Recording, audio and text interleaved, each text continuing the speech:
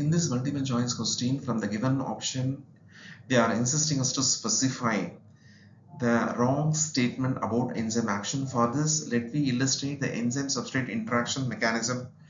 In this particular competitive inhibition or non-competitive inhibition mechanism, we are observing the substrate is not in a position to interact with the substrate binding site. Why? Because competitive inhibitor is blocking the substrate binding site, whereas in the non-competitive inhibition, the inhibitor is interacting with the enzyme randomly to any part of the enzyme, so the enzyme structure integrity is lost, so the substrate is not in a position to interact with the substrate binding site. In both this inhibition, the substrate is not becoming the product. With this specification, we are choosing B as a wrong statement. Why? Because we can reverse the inhibition of succinate dehydrogenase by melanate by adding plenty of succinate. So the option B is a wrong statement about the enzyme action, whereas option A, C and D are the correct statement about enzyme action. With this specification, we are choosing B as a correct answer to secure 4 marks. What are the points we illustrated with this pictorial representation? We are giving as a recap to take the NEET notes for future reference.